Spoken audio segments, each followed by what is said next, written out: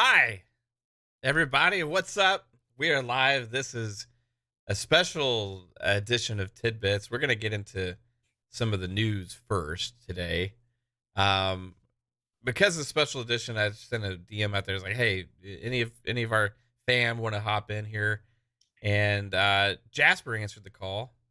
So first off, before we get into this craziness of this Monday, hi, Jasper. How are you doing?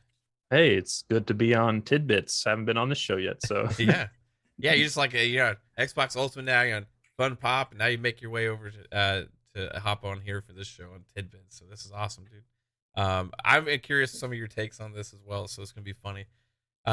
Because we were just talking, and I think you got some interesting thoughts. Fuzzy, as always here on Tidbits. Appreciate you being here, man. How's it going with you, sir?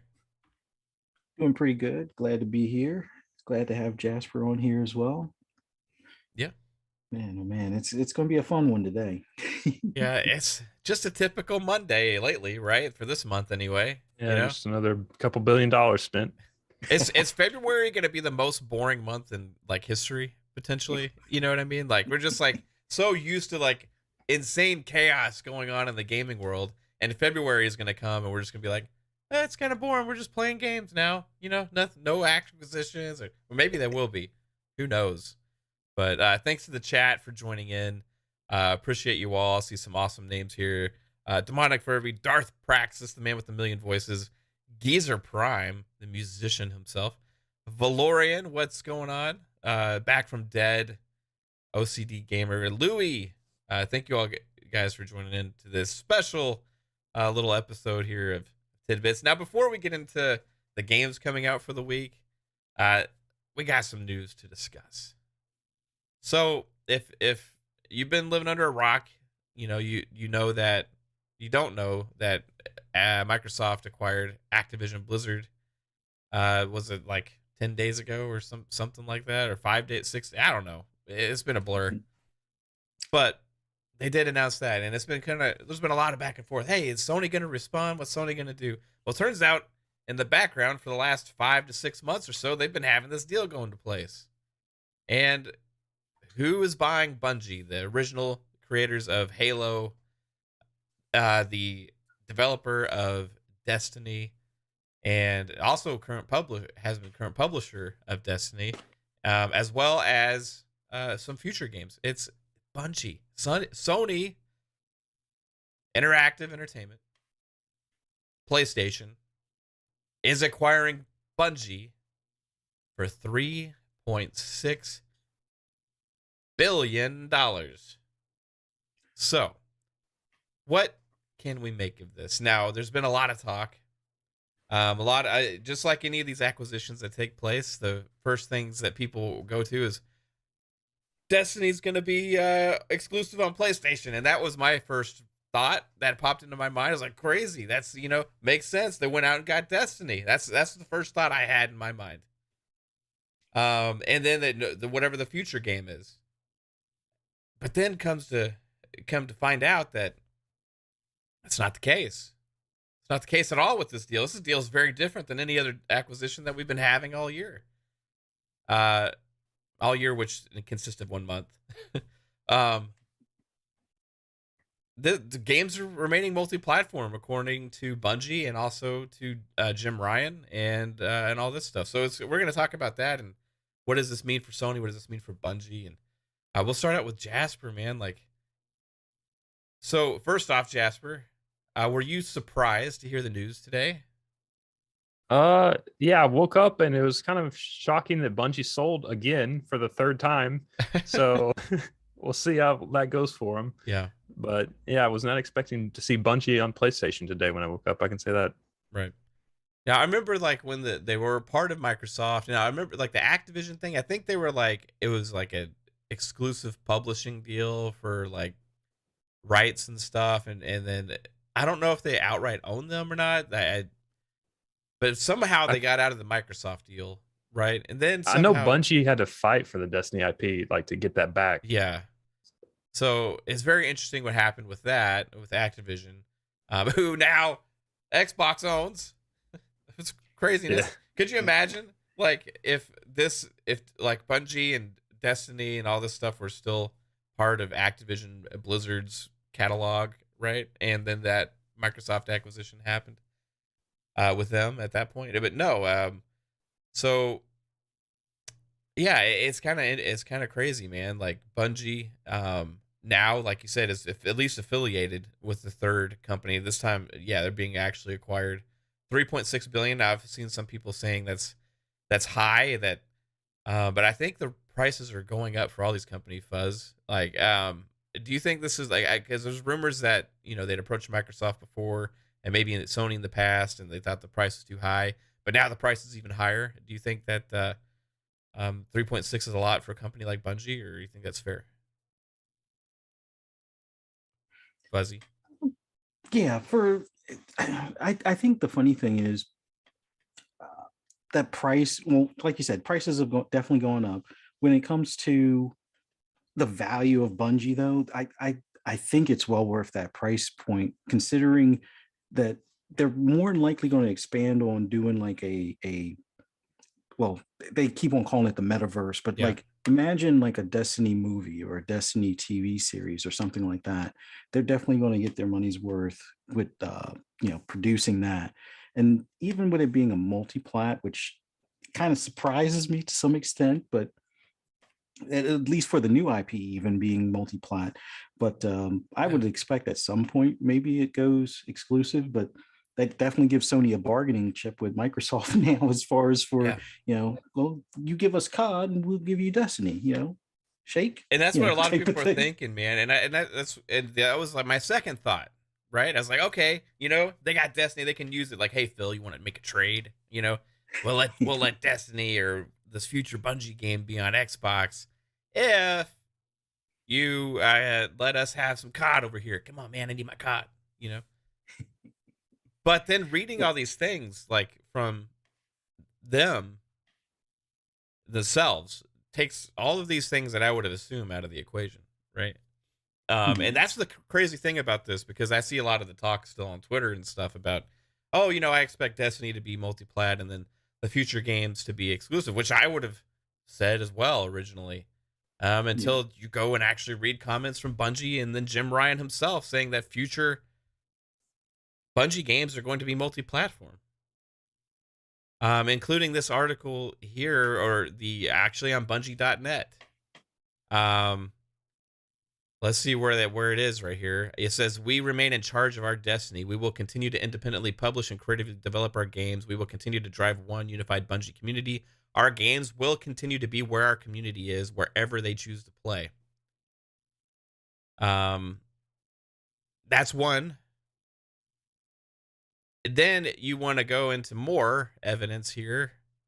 There's some quotes on the FAQ page. I'm going to open this up. Bungie has future games in development. Will they now become PlayStation exclusives? This is a question on their FAQ on Bungie.net. And thank you to 3-Bit for sharing this into our DMs earlier, because I was floored when I saw this. And I remember Psycho said it was in their FAQs, and I'm like, okay. I went and kind of looked for it. I didn't really see what he was talking about then. So 3-Bit shared this with me. This question is very clear and to the point. Bungie has future games in development. Will they now become PlayStation exclusives? Question mark. Bungie says, no. We want the worlds we are creating to extend to anywhere people play games. And that's another key word, anywhere. We will continue to be self-published, creatively independent, and we will continue to drive one unified Bungie community. They also go on to say that none of the future Destiny content that's planned right now will have exclusive stuff on PlayStation. It seems like Bungie's just steadfast on, we are a multi-platform developer, and that is what we're going to do. They also say, as a Destiny 2 player, does Bungie becoming part of PlayStation have an immediate impact on how I play and experience Destiny 2? They say, no, our commitment to Destiny 2 is a multi-platform game with full crossplay remains unchanged. We want you to play The Witch Queen on February 22, 2022 on the platform of your choice. Okay, so it's interesting. There could be potential, maybe some content. I don't know, because they don't mention all the content in here.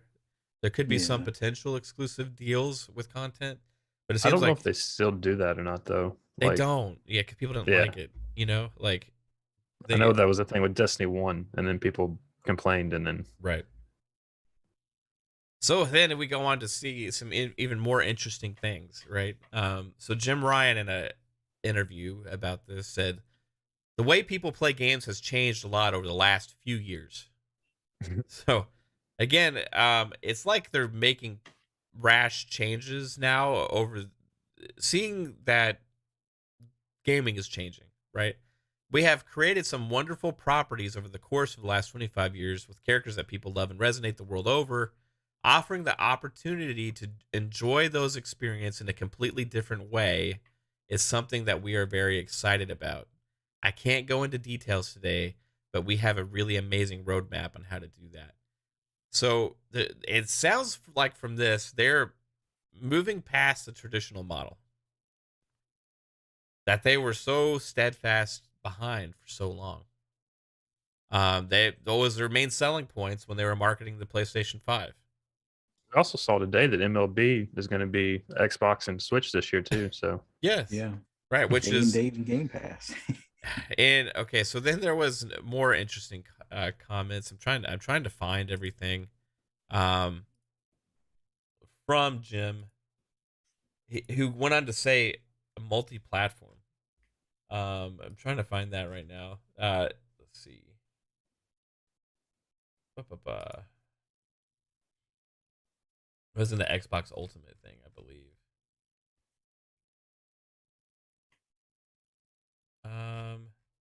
I see a bunch of jokes. Okay, here we go. All right. Bungie's successful track record in multi-format publishing and live game services will assist us in realizing our ambitions to take PlayStation beyond the console and increase our potential audience. That's another one that's very interesting here, right? So from all parties involved, it seems like this is Sony's willing to let their future games and Destiny be a multi-platform, and which makes this very interesting compared to the other acquisitions that we've had, like from Microsoft, Activision Blizzard. We don't know 100% what's going to happen with those games in the future, but if it is like ZeniMax, Bethesda, the bigger single player type experiences, new games, new IP, stuff like that are going to be exclusive to the ecosystem. So here's the next question. What do we think that Bungie and Jim Ryan mean by multi-platform? Do we think that they mean in the future it'll be in the Xbox ecosystem, or do we think that they mean it will be on PC streaming services like Spartacus and mobile devices via cloud gaming and stuff like that? Right? That's the key. Jasper, I don't know. What do you think about that, man? Like, you think that's where they're going, or do you think they're being blunt, like it's Xbox? Maybe what they mean by multi-platform is that it's going to be on Xbox and other platforms like that, but they're going to put it in Spartacus. So they're like, if you want to pay $15 and play it, you can come to Spartacus. Right. Or if you want to pay $70, you can go over to Xbox and play it. Maybe that will be a way that they can draw in people to their system. Yeah. You want to play it cheap over here? Come to PlayStation. Right, which is Xbox's model with Game Pass right now, right? Like MLB, you just gave the example of MLB The Show. I'm not going to buy it for $70 on a PlayStation when I can have it on Game Pass and play it on an Xbox for my $15 a month, right? Or Fuzzy, like, what do you think about their terminology of multi-platform? Like, do you think they're kind of making their own multi-platform service, right? Maybe there's a future where Spartacus is on Xbox and Game Pass is on PlayStation. That's a stretch. That is a bit of a stretch, but I think it kind of depends. It's like they're playing chess instead of checkers type of deal, where right now it means it'll be on the Xbox platform. Right. But like you and Jasper were saying, I think the Spartacus, whatever it winds up being called, is going to be the droid, much like with Game Pass for like MLB. Hey, play MLB over here for your normal monthly fee instead of 70, and they'll have the same thing with Destiny. So I totally see that being a model that Sony will use, but I can also see where they may want to start transitioning to just PC, their platform, maybe their TVs with an app, mobile devices like tablets and phones and things like that. And I think they'll stay on only those and not Xbox if, or depending if or how Activision is handled. So I think going forward, everybody's going to play nice. You know, it's the arms race. Like somebody on some of the one of the podcasts I was on earlier today was saying, you know, everybody has the weapons and they don't intend to use them, but they use them as bargaining chips to kind of get everybody to play nice type of thing. And I could see them kind of doing the same where, oh, sure, we'll keep it on Xbox as long as you keep Call of Duty, you know, the single player stuff on PlayStation. And then when everybody feels their oats and they don't want to play nice as much, then that's when they'll kind of close it off to, you know, PS5, PC, mobile devices, TV apps, things like that. And then, you know, Xbox will be out in the cold and vice versa. You know, PlayStation will be out in the cold for like Call of Duty or something along those lines. But I think for now, at least we can take the face value that it includes Xbox. But I think that may change as the wind blows 3, 4, 5 years down the road, possibly. Yeah, at that point, will it almost be irrelevant? You know, 5 years from now, 10 years from now, right? Like, I would like to see the population of Destiny right now. Like, how many people actually still play Destiny? Oh, I think it's still really popular, isn't it? I don't know.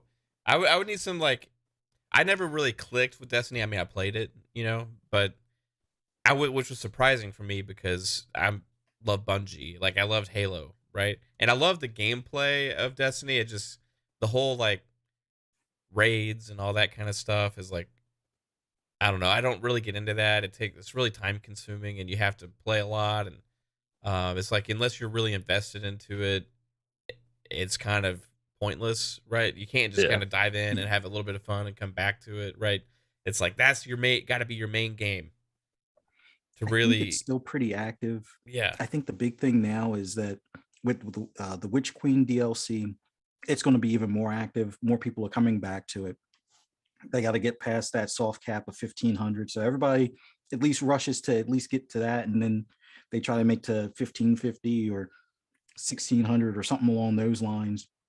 But I think for right now, for as far as a live service game, it's the leading one. Even though I'm more of a Division player, I know there are plenty more people playing Destiny than Division, but that's kind of a Ubisoft flub for not really abandoning the game, but kind of letting it, you know, kind of collect dust in the corner kind of thing. But there's still a decent amount. Like it's usually never hard to get a mission or a strike or something like that filled with like a third person. Like if it's just me and like Blam playing, there's always somebody ready in the queue. Or if I'm just doing solo, it doesn't take anything to like, it's pretty much instant. You'll have like 2 other players type of deals. So I'm just coming from the mindset. Like I was a big Destiny 1 player and then I went to Destiny 2 and they kind of burned like a lot of Destiny 1 players. And like I played it for that first year and just never went back to it. Yeah. So there's like 900 employees at Bungie. So it's very, very big. I mean, you can have multiple projects in the works. You got people continuing with Destiny content. You got the people working on whatever their next game is, right? And that when they go into here, they say has future games in development. So they have more than one game in development right now, right? So some rumors are that one of them could be like a single player experience, and then another next type of Destiny thing, right? And I'm wondering if maybe some of those will be, you know, eventually. But even this says, will they now become PlayStation exclusive? And they say no. So what does that mean? PlayStation ecosystem, PlayStation console, right? Like PlayStation platform. Mhm. It's very interesting because we didn't see this like from any of the other acquisitions with language coming out from the developers, Right. because they maintain that they have their independent creativity, they're self-publishing. This seems more for me as a infrastructure thing for Sony to be able to create multiplayer experiences, right? They've had Destiny branding when they launched the PS4, right? They had Call of Duty branding when they launched the PS4.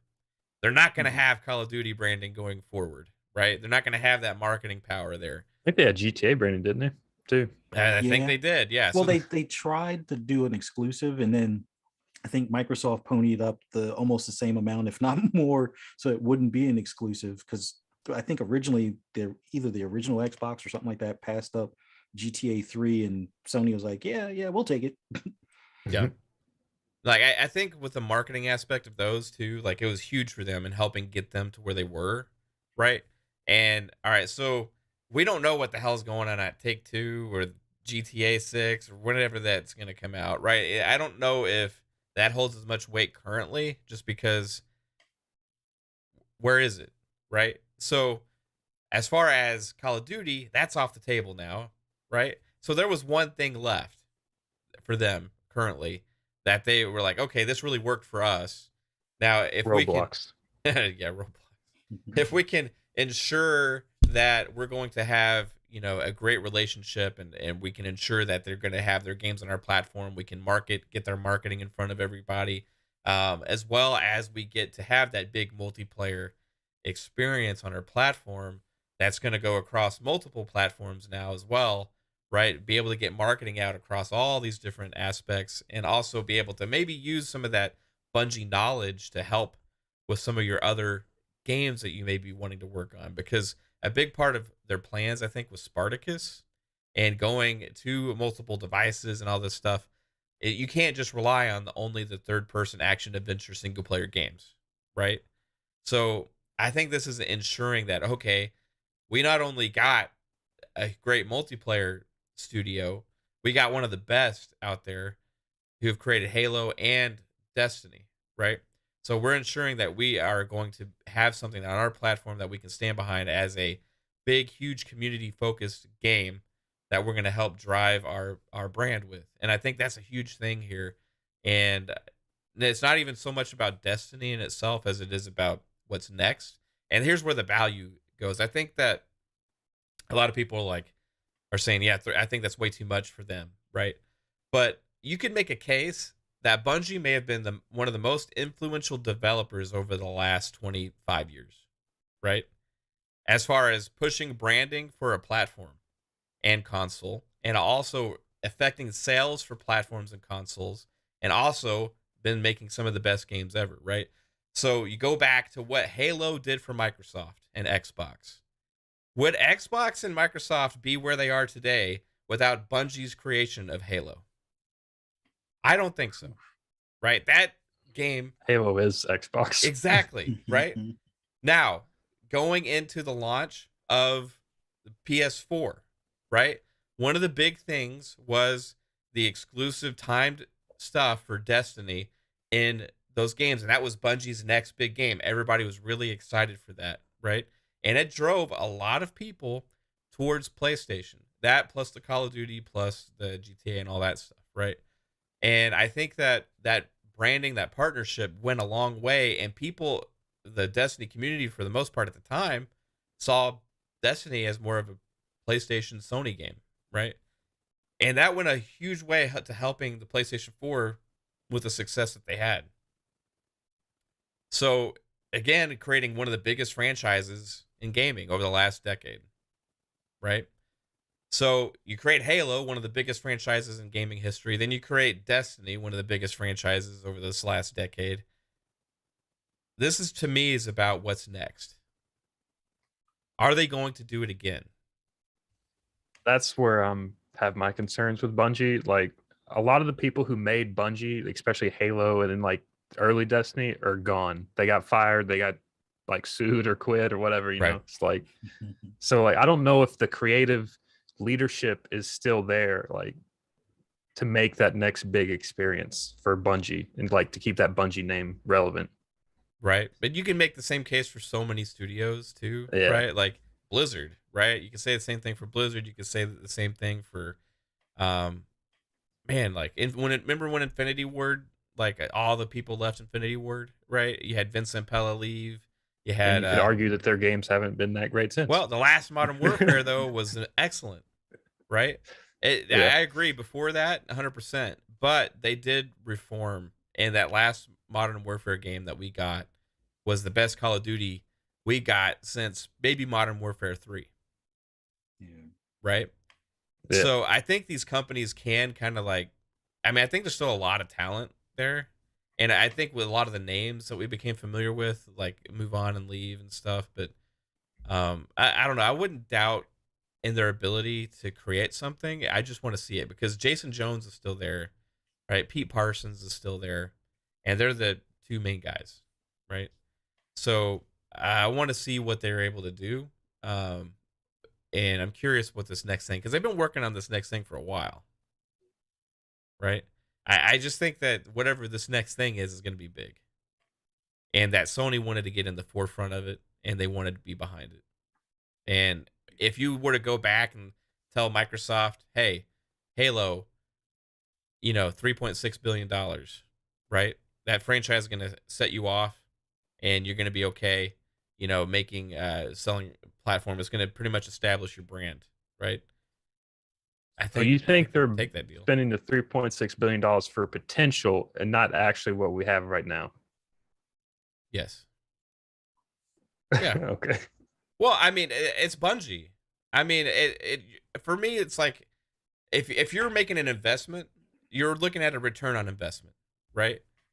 And that's not, you can't just like accept what you have currently and be like rest on your laurels and just keep breaking it in. I'm like, okay, we're good. That's how companies get in trouble. Eventually that declines, it dies down. Like when you spend the money, especially like a $3.6 billion, you're making an investment that is going to hopefully pay off huge for you in the future. Right. So like it's usually about with the business about the future of the industry and where it's going and what they potentially have working on. Like Bethesda, ZeniMax, they didn't necessarily buy them just for Elder Scrolls Online, right? Which was their most recent thing that they were doing, or Fallout 76. They bought them for Starfield and for other games that they're going to be working on, Elder Scrolls 6 and all of these things. But I feel like Bethesda, like if you're going to compare Bethesda and Bungie, but Bethesda has so much more to offer in like IP, tech-wise studios, all that. Yeah. Like it's almost they spent almost the exact same money and you're getting like nothing out of the Sony deal, like it seems like, but a lot out of the Bethesda deal. Right. I still think they get the value of potential movies, potential TV series. Mm-hmm. And I think they also get the benefit of having a team in the Sony fold that's great with first-person shooters as far as the mechanics of it. Yeah. And having a multiplayer stance as far as a game where, other than like your earlier Uncharted's and the original Last of Us, which I guess they're still working on factions for Last of Us 2, this is a good get overall as far as that, having that knowledge within the Sony fold, because a lot of their studios do, much like what we hear with Microsoft, they kind of help each other out or work well together, trade secrets within the the walls of Sony and stuff. So you could see possibly some narrative help coming to help with Bungie, and Bungie helping, let's say, one of the other teams are tasked to bring back Killzone or bring back Resistance or bring back what do you call them, SOCOM. You have a team that's probably within the top 3 as far as the best out there for a first-person shooter or for shooters in general, as far as the feel, or at least the way players not really interpret, but the way they look towards like this particular brand or their particular game. So I think it is a steeper price than probably what $4 billion or 3.6 billion would get you elsewhere, but I think there is some value. It's just that we may not be seeing it just looking at the snapshot of Bungie with Destiny and Destiny 2 and excuse me, whatever other like new IP that they're working on the immediate. I guess that was that single player one that they were talking about. But I kind of feel it's going to be a nice exchange in general. Like with them having that Amsterdam studio, I seriously think they're going to be probably using the Decima engine, which much like Kojima, it was used for Death Stranding. It's what you see for Horizon, and I think they'll be able to take that Decima engine and put it to its limits from a first person shooter standpoint, an open world where you'll have a multiplayer element that will probably be better than what their current teams can deliver. So it'll pan out, I think, in the long run. Yeah. And again, I want to read this quote. It's Bungie's successful track record in multi-format publishing. That's interesting. Multi-format publishing and live game services will assist us in realizing our ambitions to take PlayStation PlayStation beyond the console and increase our potential audience. So they're looking at Bungie's infrastructure and their expertise at going across multiple devices, multiple platforms, going into multiple, going with multiplayer, all of this stuff as a way to help their entire brand. So I don't think it's just about Destiny, right? Like I think it's about what can Bungie do for Sony, and is Sony able to help them achieve that? And I think for me personally, it's a good fit. I'm happy for Bungie that they're not going to have to worry about the finances, right, as much anymore. Because that's something when you're an independent studio that has that many employees, and you're got this ongoing game that requires all this work, and then you're trying to work on another project and all of this stuff. It's like, where do you come up with all the funding for this, right? Until your next game launches, right? Because that next game is going to be the next big money maker, right?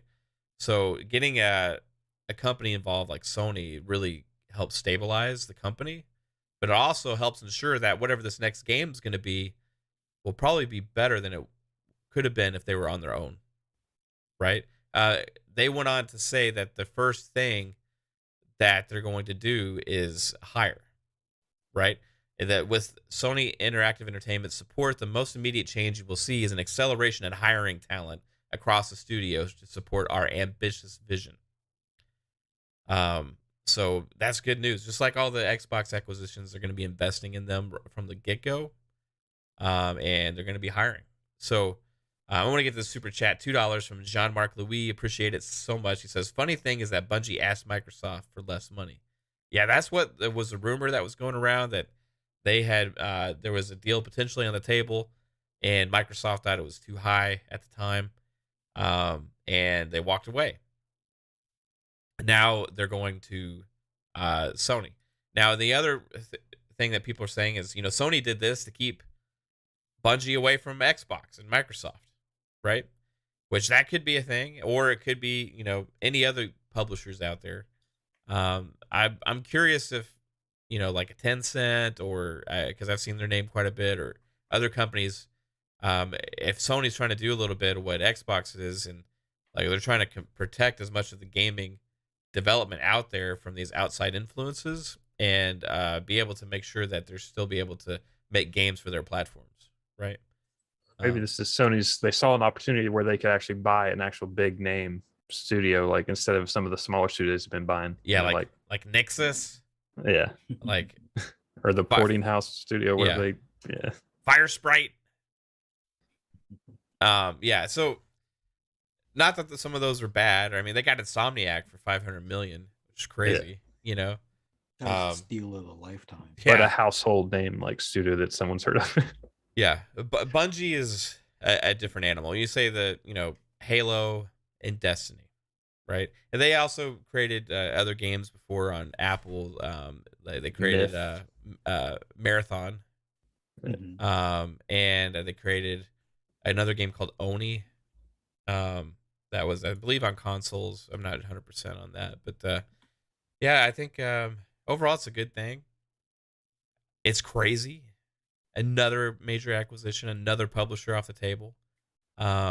This is like half the size of the ZeniMax Bethesda deal, kind of, right? That was like 7.2 billion, I think, something like that.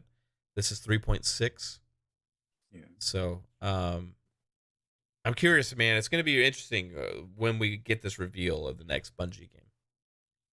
That's going to tell us a lot. That's still like 3, 4, 5 years away.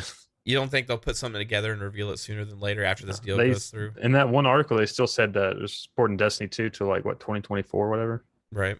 Now, did they say like if this is a timeline for release of or for acquisition to be finalized? I mean, is it finalized now and they've just been waiting to announce it somehow? I don't With know. Sony, I think they typically, when they announce it, it's like pretty much either signed or pretty close to signed. Yeah. Type of thing. I think they wait until like almost like the last minute. Yeah, Bungie was a private company, I believe, right? Yeah, because they Went got private. Yeah. went back from Once they Activision. broke off from Activision. Right. Yeah. Okay. Which, speaking of that, they left Microsoft. They left Activision. I know. You know, Third time's a charm. Maybe the third try is the charm type of thing. Retries, We'll see. like, yeah. Well, I think Activision was trying to get too greedy with Bungie and they didn't like it, so then they just try to break that contract. So if Sony stays out of Bungie's hair, I think Bungie will stay with them. But if Sony starts trying to weasel their way in, Bungie might start trying to back out again. Yeah. I still just can't believe the whole multi-platform thing. Like all that language and like that's the most thing that's baffling me about this whole deal, right? Is the adamancy that they have that, hey, our games are going to remain multi-platform. So we know Right. $3.6 billion doesn't get you exclusives, but 7.8 does. So like, where's the So Yeah. 70 or 68 billion, yeah, that definitely means exclusive. No, but well, will I- it though? Like, you know what I mean? Like, does this affect anything from like Xbox's mind? Let's say that people are right, and this is a bargaining chip, right? Hey, we got this new Bungie game. You know what it did for Xbox in the past? You know, it's gonna say PlayStation Studios in front of it, but you know, in order to get this, you got to give us COD. That do you next big think COD. like $1 billion companies actually talk like that? Hey, we'll give you this game if you give us this. I don't know, man. see It's $1 billion like in a companies dream talking like world. that. Yeah, I want to see like Phil Spencer and Jim Ryan on a Zoom call, right? They'll be like, "Hey, what they you got got, each man? other's cell What you phone got? numbers, Like, you know. got my jacket pocket, right? Next to a Bungie. I got a Bungie here, you know. Got Bungie. I got this new game here. Even check out this new hotness, you know." and Phil's like, "Yeah, hey, check out this. I got Activision Blizzard, motherfucker." You know. We'll see. It'll probably go down like that because we know how much Phil is a fan of Destiny. So That's they true. knew what they were doing when they picked Destiny or when they picked Bungie. Oh They're yeah. like, well, we can pull at his heartstrings because this is his like number It's one his played game. Yeah, So, it is his game. How's he gonna feel launching that and seeing play like Sony Interactive Entertainment on the Xbox? He's gonna be like Activision Blizzard, make me a new Destiny. PlayStation Studios, right? The now next is Xbox gonna buy Sony, just Microsoft gonna buy Sony just so he can make Destiny an Xbox exclusive. Like he would have just went and got he would have just went and got Bungie at that point. Come on. Now it's interesting, you know, to see Sony pick up the scraps of what Xbox didn't want, though, right? Like, I'm sorry, but that came I'm off really starting to think- bad, but you know, they didn't bite on this last year, right? So Mhm. instead they've used their money elsewhere, and Yeah. but Sony is picking up the pieces on this, so we'll see who's gonna be the smarter cat at the end of the day, right? You know what? I think that might be part of the reason why Microsoft didn't pick it up. It's like if we're giving you almost $4 billion, you're not going to Make it be independent. exclusive. You're Yeah. not going to, continue to do multi-platform stuff.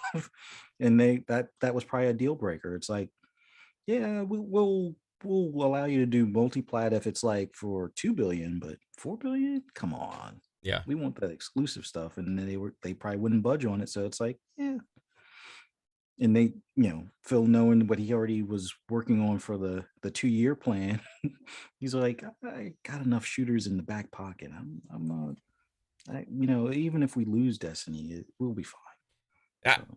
I'm also curious how like those PlayStation diehards or the people, that have spoken in the past, like Colin Moriarty or like these other like these I've seen so many of those memes today. These fanboys online and on Twitter and stuff, that are just like, blah blah blah, it's bad, acquisitions and all this stuff, blah blah blah, and then to see and be against the subscription model, right? Mhm. To be against going on different platforms, to be against PC, all of these things, right? To see all this talk from Jim Ryan now about the future of PlayStation and their services going across multiple platforms and the new vision for PlayStation, and this Bungie's going to help them reach their ambitious goals of the reaching beyond the console and all of these things, right? And I'm curious how this PlayStation diehard fan base that was so dedicated to like, hey, I want to buy a game and I want to play it on a console. And there's no other option, right? As soon as their great leader Jim Ryan says it, they'll be, oh yeah, he's right. Yeah. Last time, remember, they all like went like, hey, fire Jim Ryan. They all remember like they were like, hey, we need to raise everybody. Let's fire Jim. Fire Jim. He's bringing our games to PC. That son of a bitch. They got mad, right? They're like, hey, like he lied to us. This, now we see like this big vision, which it seems like Sony something snapped around after the launch of the PS5, or like right around the launch of the PS5, and something like clicked with them, and like they're like, oh shit, maybe this isn't the future. This model of having one single device and then buying specific games that are only playable on that one specific device, and maybe that's outdated now because we can reach a lot more people. Yeah, you're becoming reclusive and you're not opening up as much to new people. Right. And they saw like what Xbox is doing, and they see all the stuff with talk about meta and the cloud and what Game Pass is doing, and now getting over 25 million subscribers, and all of these things. And it's like, I wish we would have thought of that, And now they have, but the thing with PlayStation is they have the brand power still, and they do have the IPs. So it's like now they're like been scrambling, making these acquisitions and all these things the last year and a half or so. And they got this. Remember when Jim Ryan made those comments? We're working on our answer to Game Pass, like 1 month after the former Sony exec came out and said Game Pass is not a sustainable service, right? And then Jim Ryan's like, we're working on our answer to Game Pass, right? So it's like you got these contradictory statements, all from like one from I think it was Sean Layden, who used to work for Sony, and then Jim Ryan, right? And Jim Ryan's saying this stuff, and it's like, okay, people talked about that for like a week. Jim saying that they're working on their answer to Game Pass. Then now we got the rumored Project Spartacus is that, right? So there's been a lot of speculation about what is that, right? And then I think it's coming more clear with all the little acquisitions they've been making, and now slamming 3.6 billion down for Bungie. They are serious about this. They're very serious about this ambitious future for PlayStation beyond the console.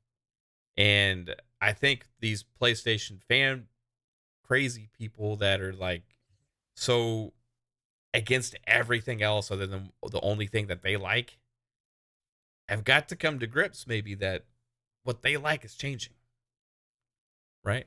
Because it is. Going out and getting Bungie and getting these doing all the Spartacus thing that they're going to be doing, and all these services. It's personally, I think it's a great thing, and I'm curious how they're going to react once these things continue to get announced. What do we think the future of PlayStation is now? Is this set the is it Xbox? I mean, and I'm not saying are they going to be Xbox, but like, is it pretty much going to be Xbox's model? I think it's the future of all tech, where it's just powered by the cloud. Yeah. Yeah. Yep. I agree. How long do you think that takes? 5-10 years?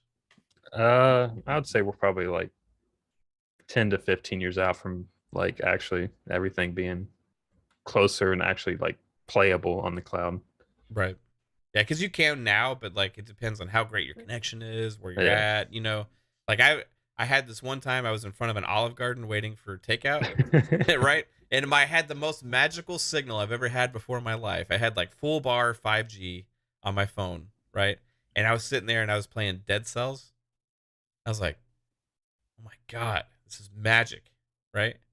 I had the quiche, and it's just like, this is amazing. And then they brought me my food and I was pissed because like, man, I'm not going to get it like this at home. I know I'm not, right? But yeah, that was amazing. Like, I think we're only a few years away from that. We keep seeing these internet companies keep announcing like better plans and better like, I think they just AT&T just announced like 5 gigabit internet connections are going out, Yeah. right? Or something like that. Yeah. Crazy, So to think everybody's like, oh, the cloud will never be, what, consoles are like. Well, I think eventually it's going to surpass what you And can do. I think eventually, like Elon Musk Starlink wants to have like a gigabit around the world just by satellites or whatever.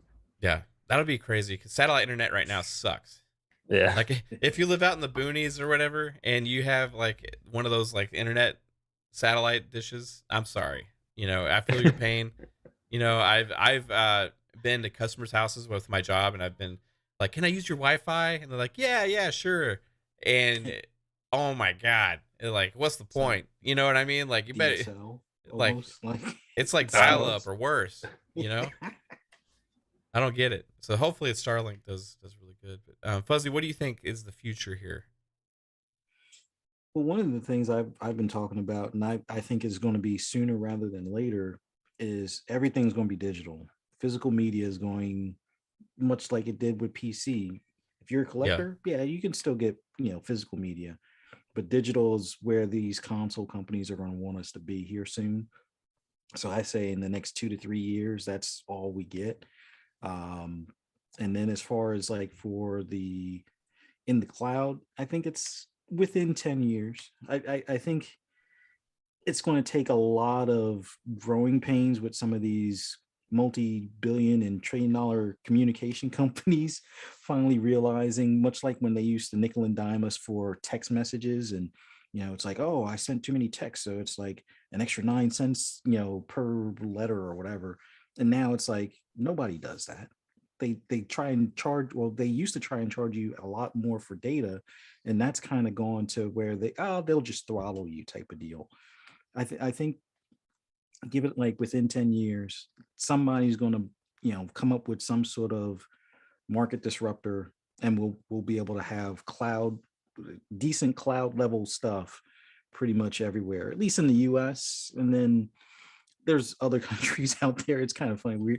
We're the tech leaders in a lot of areas, and it just seems like internet's just not one of the areas that we lead in. But yeah, I think that cloud within 10 years. But Sony's future, I think they're going to mimic a lot of what we see Xbox doing, day and date with PC. I see that within the next 2 years. I'm kind of surprised that the Uncharted game still isn't on Steam yet, but considering how well God of War's doing, I think they're going to probably want that extra cash flow earlier rather than wait a couple of years. Yeah. So I foresee day and date PC being a thing here soon. And then hopefully with their announcement for Spartacus, hopefully it's, I wouldn't say an exact copy of Game Pass, but a lot closer as far as like maybe not day and date the first year, but eventually day and date stuff. Because for me, that would be where the real value for it would be. Mm-hmm. And then outside of that, I think, and I'm actually surprised I know they used to do something before as far as like the PlayStation TV, which was like a Vita without a screen type of thing. I'm kind of surprised they don't have like a PlayStation app on their top line TVs and start pushing that. But I guess it might wait for Spartacus to where that app is like an all inclusive thing type of thing. But yeah, that would make sense too, right? They're definitely going to mimic a lot more Xbox in the near future. Yeah, I was thinking about that earlier. Like, why doesn't they just make a Chromecast thing, like where you plug it in your TV? But I'm like, they don't even need to make that anymore. They could just make an app and just sign into the app. So it just yeah. I think like there could be a benefit for like some of those things if they have decent amount of power in them, because like some of the apps on some of the smart TVs are like really sluggish and stuff, right? And crappy interface, right? So if you have something that's got, you know how you have like Amazon has like a Fire Stick, right? But then they have the Fire Cube, right? It's like more powerful, so it has like works better overall. I think that having a stick could serve some benefit, but I think having an app option as well would be smart as well. Yeah. But hey guys, this is Tidbits, so this is also not just about not just about man, I keep almost wanting to say Activision Blizzard, Bungie. It's not just about Bungie and Sony. There are games releasing this week, and one of the points of this show on Tidbits is, other than speaking on anything that's relevant for the day, which this was huge relevant news, we also want to highlight the games coming for the week. But I do want to make a note. Today announced, like we said earlier, MLB The Show is coming to Game Pass again, day one. So April 5th, I think. Yeah, so that was awesome to hear. And there was something else that like got swept under the rug today because of all this, and I can't remember what it was. Wordle. Wordle, yeah, Wordle getting acquired by the New York Times. That's weird, man. New York Times bought a game. They really want that crossword like monopoly. All right, so first up, guys, you see here, it's Life is Strange Remastered Collection. Is dropping on the PS5, the Series X and S, the PS4, Xbox One, Stadia, and PC. Stadia gets a game release. Holy shnikes.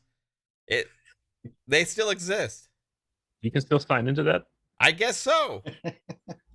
This says Stadia. That's surprising. It doesn't say Luna. What the hell, Luna? They probably already have it. They probably do. No, this is the remastered collection. It's dropping on everything but mobile and Luna.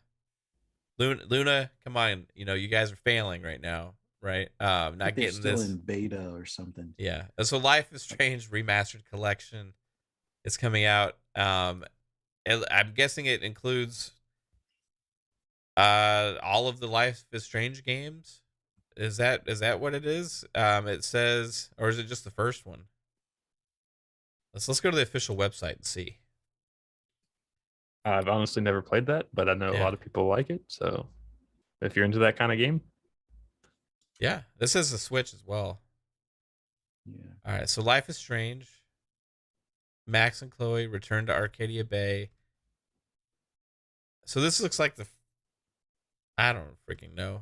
Is this okay, I'm going to hit the trailer. We'll find out from this.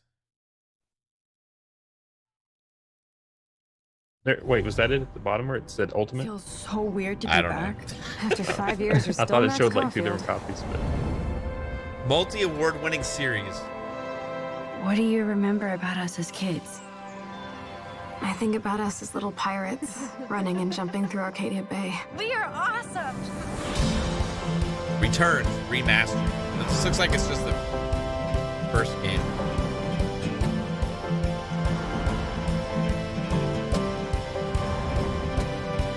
Wow, she has tears where she didn't have or before. Take my picture with your new camera. We both got scars and it's so hard to That's Rachel Amber. After my Okay. dad died and you moved, I felt abandoned.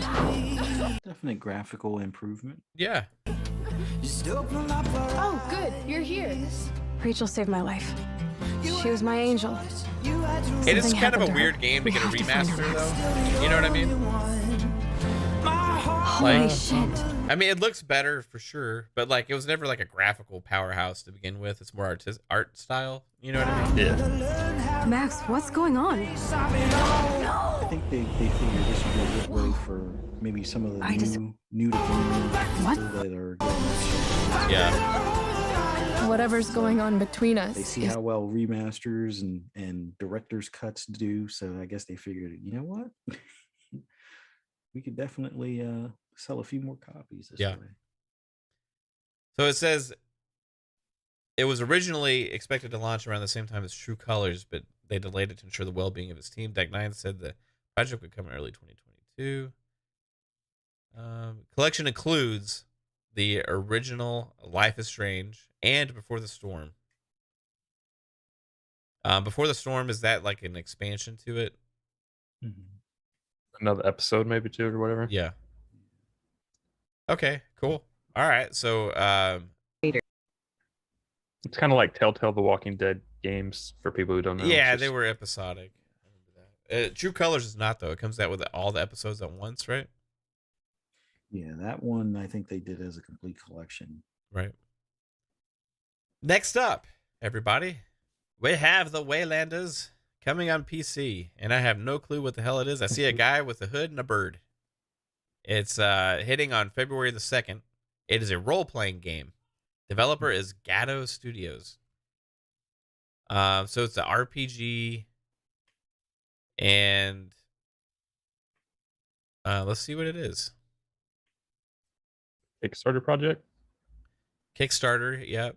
They brought in ex-BioWare guy or somebody from BioWare as a consultant. Looks like it's $35 on Steam. Third-party based RPG filled with Celtic myth and historical legend. Discover thrilling adventure alongside mortal companions and immortal allies as you explore the world of the Waylanders. Okay.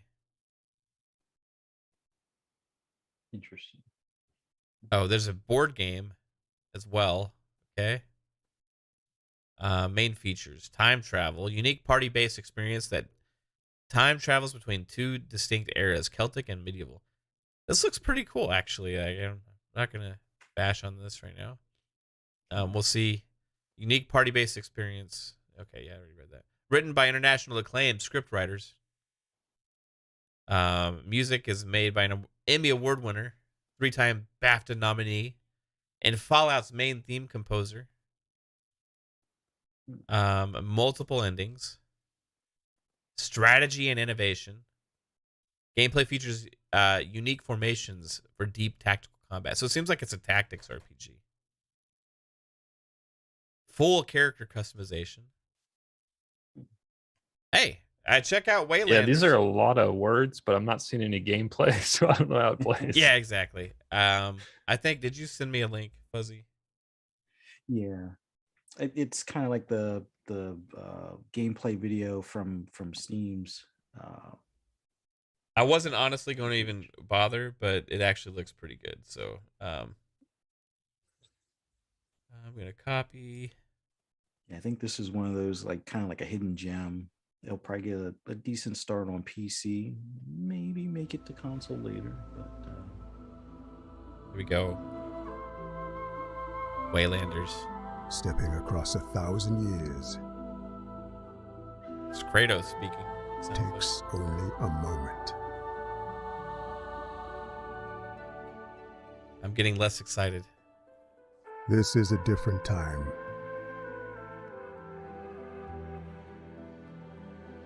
Filled with castles and high stone walls. Okay, not so bad. With great temples. I hear chanting in honor monks. of That's a always a god you good do not sign know. of a great game. And heresy is swiftly punished. I see a lot of while scenery. I magic don't see any hides in gameplay. mountain so- caves and deep forests.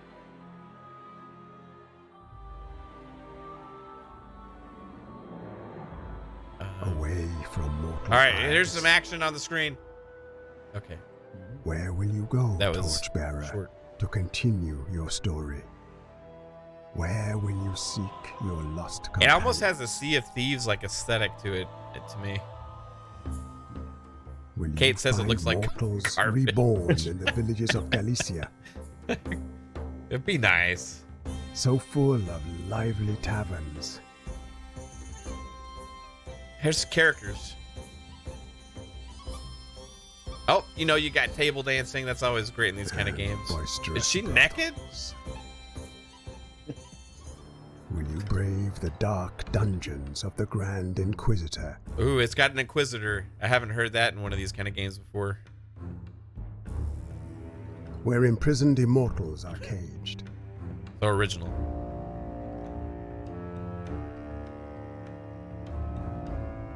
Or enter the castle of the Knights Templar?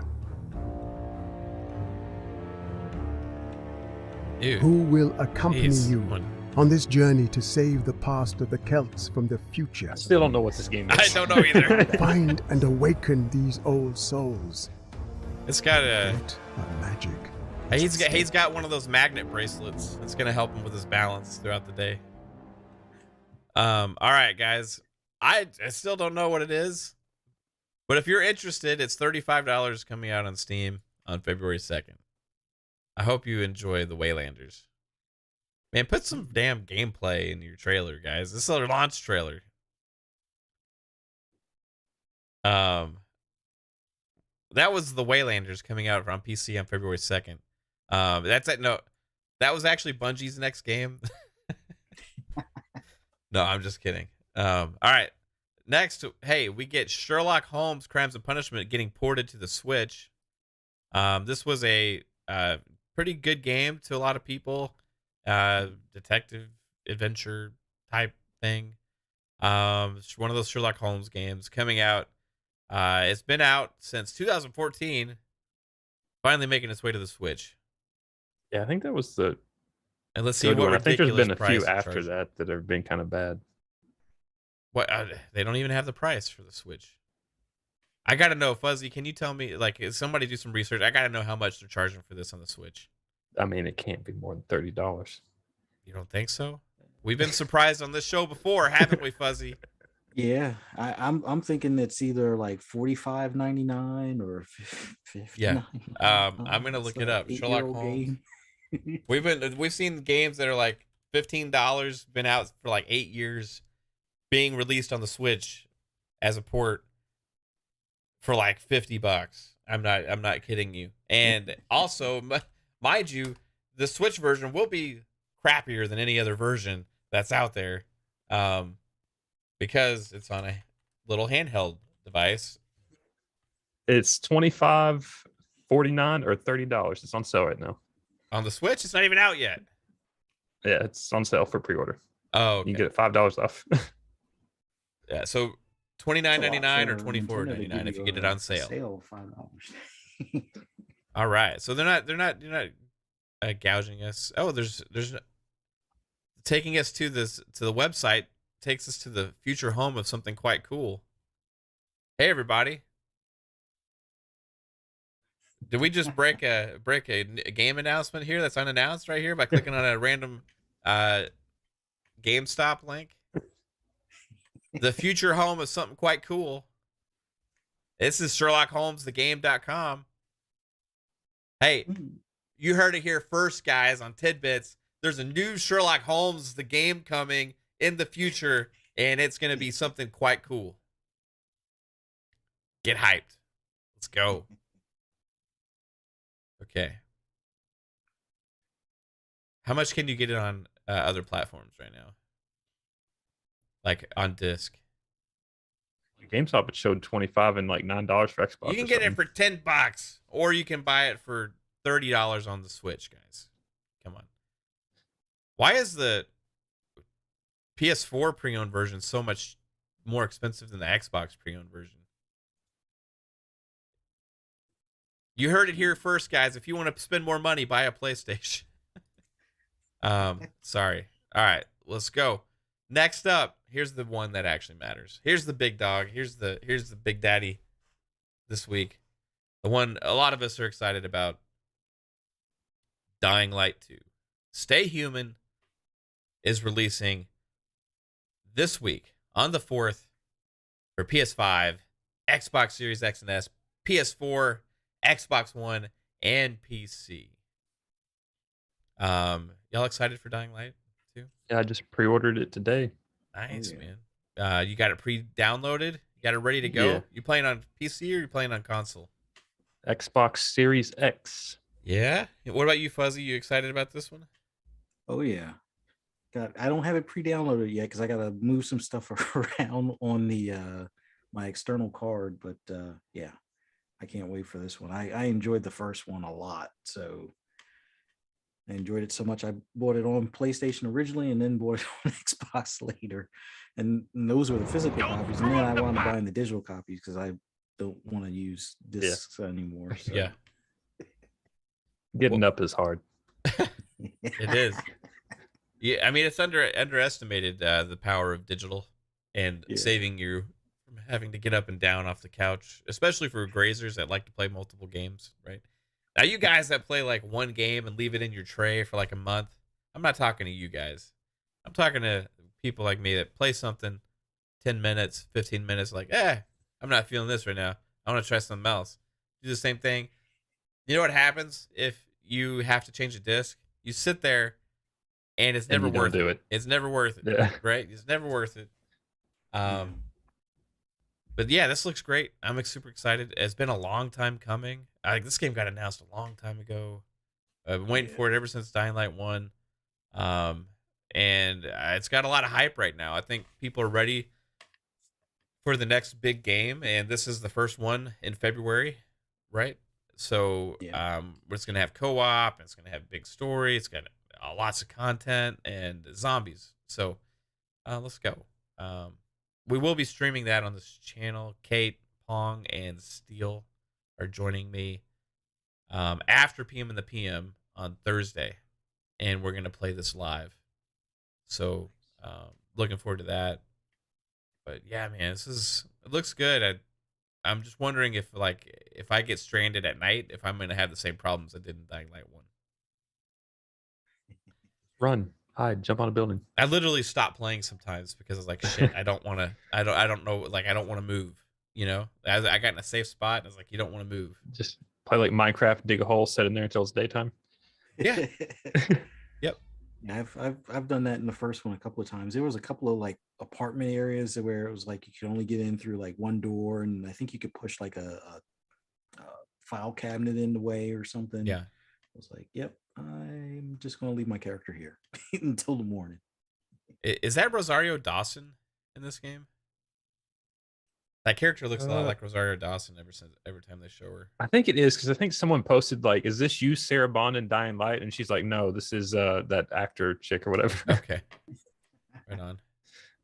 All right, guys. Well, that's the games coming out this week. There's not a lot, but there's at least one good one. Or we can assume it's going to be good. I mean, we've heard rumblings that that people are enjoying it, right? So, I know I'm looking forward to it. Ooh, my video was majorly cut off on the screen. I'm sorry about that, everybody. But hey, Bungie is now part of Sony. The creators of Halo are now owned by PlayStation, and the creators of Crash Bandicoot, or not the creator, now. the IP of Crash Bandicoot is now owned by Xbox, or will be. All within 1 month. January 2022, a month that will live in infamy forever in the video game industry and for fans alike. Jasper, thanks for joining us today on Tidbits. Appreciate the invite to Tidbits to talk about PlayStation and Dying Light 2. Where can everybody find you?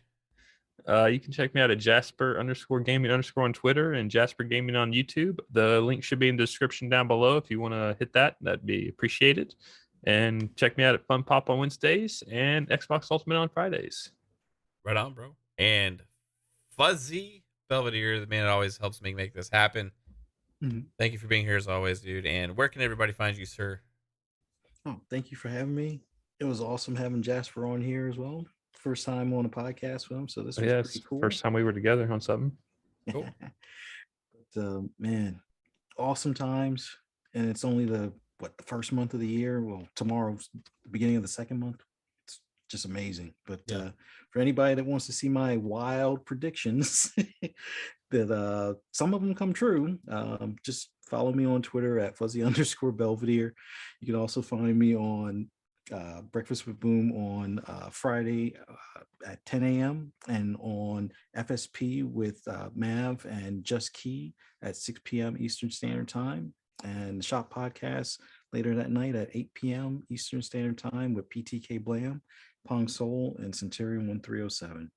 And as always fun to be here on Mondays with you, Mav. Heck yeah, dude. Game releases for Tidbits. Right on, man. And we'll see what happens next Monday. Holy crap. Bye, everybody. Have a good one. Thank you, chat. You guys rock. Again, appreciate you all. Have a good one. Bye. Peace.